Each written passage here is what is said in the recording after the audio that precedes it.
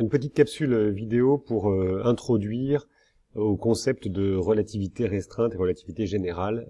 C'est plus de la culture générale à ce point de vue de l'année qu'un cours à proprement parler. Alors je vais illustrer ça avec une petite vidéo qui va très vite. Cette petite vidéo, vous pouvez la voir en version originale. Ici, je rajoute quelques commentaires en français si vous avez des difficultés à comprendre ce qui est énoncé. Alors c'est parti. Donc on va parler de relativité.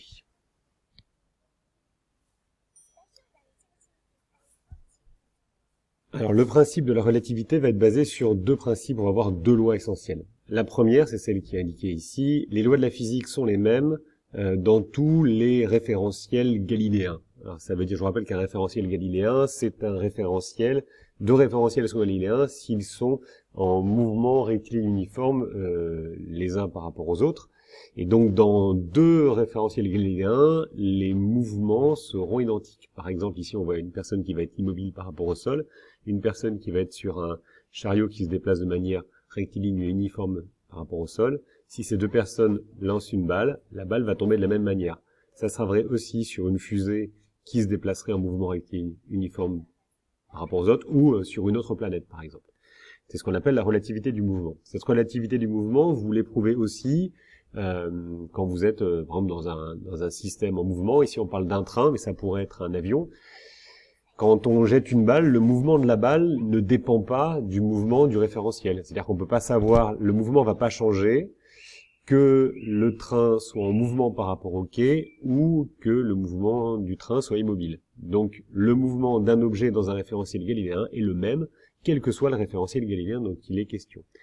Et d'ailleurs, ce mouvement est profondément relatif, puisque on ne peut pas savoir si c'est l'extérieur qui se déplace sur la droite, comme on peut le voir ici. Donc est-ce que c'est un film où on voit l'extérieur qui se déplace, ou est-ce que c'est en réalité ici un train qui va vers l'avant et un extérieur qui est mobile. Donc on ne peut pas savoir ici comment la vidéo a été faite.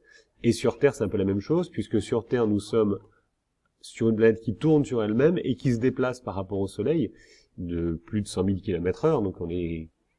Alors que l'impression qu'on peut en avoir, c'est d'être immobile, et l'impression qu'on peut avoir, c'est que le Soleil tourne autour de nous. Donc effectivement, il n'est pas possible de savoir exactement quels sont les référentiels qui sont vraiment en mouvement et ceux qui ne sont pas en mouvement. Donc le mouvement, c'est vraiment quelque chose de relatif. Et donc on va pas dire vraiment, on va parler plutôt de dépenser de l'énergie pour faire quelque chose. Donc des référentiels galiléens sont des référentiels qui sont en mouvement rectiligne uniforme l'un par rapport à l'autre, et dans ces référentiels, les mouvements sont totalement identiques.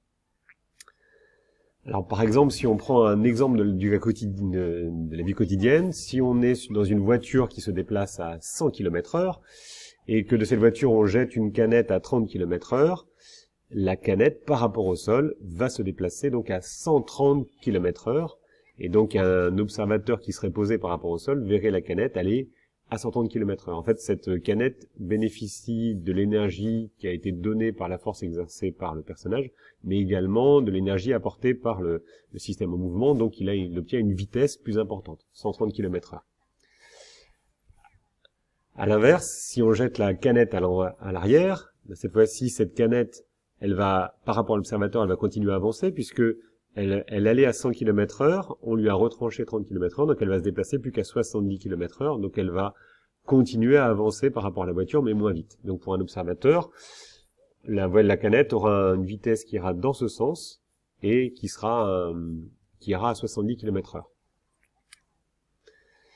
Mais il y a un principe très particulier qui a été énoncé par Einstein, la conservation de la vitesse de la lumière, c'est-à-dire que la célérité de la lumière, la vitesse de la lumière, comme c'est une onde, est constante quel que soit le référentiel dans lequel on se situe. Et c'est une vitesse qui ne varie pas, quelle que soit la vitesse de la source qui l'émet. Ça, c'est très particulier. Ça a été énoncé par Einstein après étude des théoriques des lois de Maxwell qui expliquaient le fonctionnement des ondes, mais c'est aussi issu d'expériences, c'est-à-dire que toutes les expériences qui ont été faites pour mesurer la vitesse de la lumière, en mouvement ou sans mouvement, arrivent à la même conclusion. La vitesse de la lumière est une constante, ce qui est proprement hallucinant. Ça veut dire que dans une voiture qui se déplace à 100 km/h, si on envoie un faisceau lumineux qui se déplace à 300 000 km par seconde, l'observateur verra toujours une vitesse qui va à 300 000 km par seconde. C'est-à-dire on n'ajoute pas la vitesse du véhicule. C'est extrêmement surprenant. Donc la célérité de la lumière, qui est une onde, je vous rappelle que c'est pas une particule, hein, est constante, est toujours égale à 300 000 km par seconde, quel que soit l'objet, quel que soit le mouvement de la source qu'il émet. Alors, expérience de pensée, si maintenant on imagine qu'on prend deux miroirs qui sont distants de 300 000 km, ça veut dire que si on envoie un rayon lumineux du haut du premier miroir, il va mettre exactement 1 seconde pour aller en bas du miroir et rebondir. Donc, mis dans l'autre sens, effectivement, donc on va avoir un déplacement de chaque seconde, chaque clic ici correspond à 1 seconde. Donc si on imagine que ces deux miroirs sont dans une navette spatiale dans l'espace, un observateur qui est immobile par rapport à ces deux miroirs, donc dans cette navette spatiale, va pouvoir comptabiliser chaque seconde à chaque fois que la lumière vient toucher un des deux miroirs. Si maintenant on voit ça avec un observateur extérieur, si la navette se déplace, on peut le voir. Donc la lumière continue à avoir ce mouvement dans la navette, mais pour l'extérieur, on a une trajectoire qui est différente. Or, cette trajectoire a une distance ici plus importante. Donc ça signifie, comme la vitesse se déplace, comme la lumière a une célérité constante, ça signifie qu'elle parcourt une distance de 300 000 km ou de plus de 300 000 km avec la même célérité. Donc le seul paramètre qui bouge, si la distance ne change pas et que la célérité ne change pas, ça veut dire que la durée change. Et donc ça signifie que la durée de l'expérience associée à la navette spatiale est différente de la durée de l'expérience observée à l'extérieur de la navette spatiale, et ça signifie une chose extraordinaire, c'est que le temps ne s'écoule pas de la même manière dans différents référentiels, en tout cas quand on observe une expérience donnée. Et de manière plus importante ici, on se rend compte que dans le cas du référentiel en mouvement, ici par rapport au premier, on a un temps qui est plus court que le temps qui est ici. Donc à une expérience donnée est associé un temps, et ce temps dépend du référentiel. Donc le mouvement ne dépend pas du référentiel, mais la durée dépend du référentiel. Et donc, cette chose est d'autant plus importante que la vitesse de déplacement d'un référentiel sera importante. Alors ici, on a une courbe qu'on appelle une courbe spatio-temporelle, où on représente l'espace en fonction du temps. Donc si on a par exemple un véhicule qui ne se déplace pas, en fait, donc il ne déplace pas dans l'espace, et qu'on le laisse à l'arrêt, il va se déplacer dans le temps. Donc on va dire qu'il n'y a pas de dilatation du temps, sa vitesse est nulle, et donc on se déplace dans ce sens-là.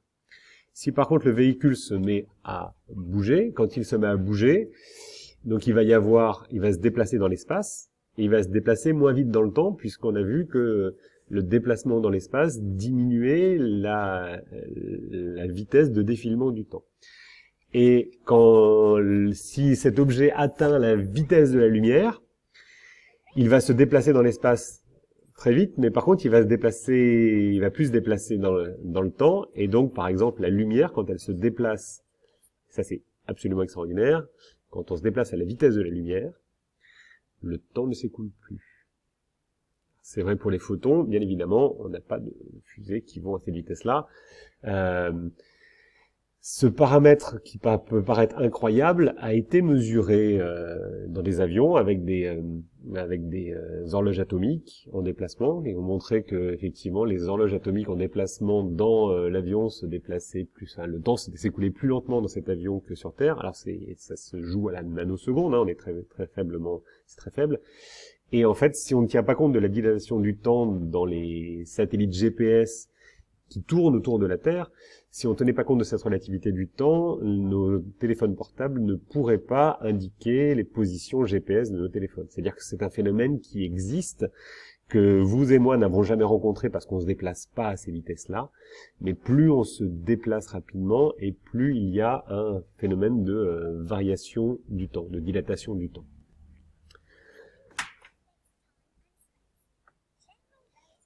Si on peut aller un petit peu plus loin encore, donc on y est, on peut parler de la relativité générale. Alors, la relativité générale montre en plus que la gravité influe sur l'espace et le temps. C'est-à-dire qu'en fait, la gravité, plutôt que de l'expliquer sous forme de force comme le faisait Newton, ça a été expliqué par Einstein par parler de tissu, continuum, espace-temps, dont vous avez entendu parler dans tous les films de science-fiction d'anticipation. Et quand on a un objet qui a une forte masse, en fait, il va déformer l'espace-temps.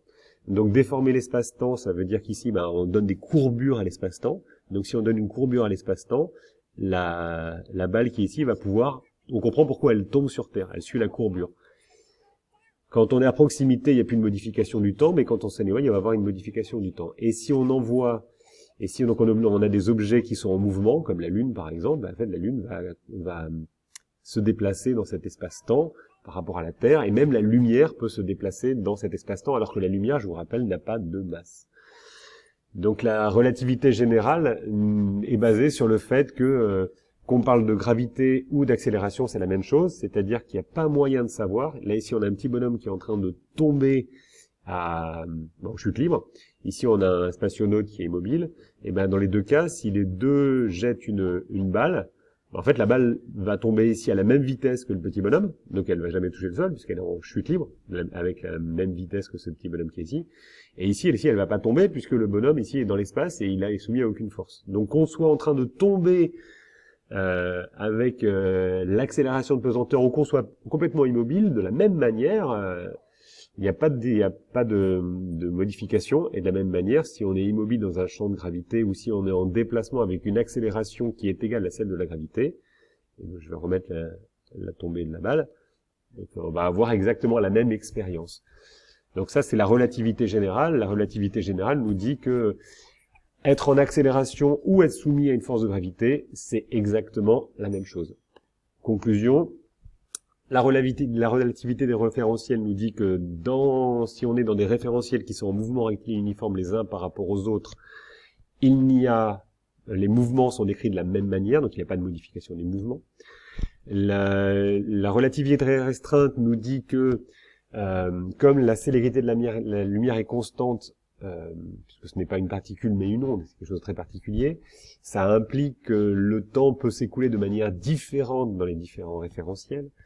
Et que les masses peuvent déformer l'espace et le temps.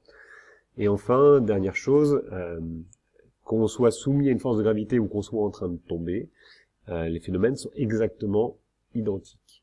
Et on ne peut pas non plus les distinguer. Donc ce sont les trois grands principes de la relativité qui vous permettront de briller cet été auprès de vos familles quand vous essaierez de leur expliquer que vous avez entendu parler un petit peu de relativité.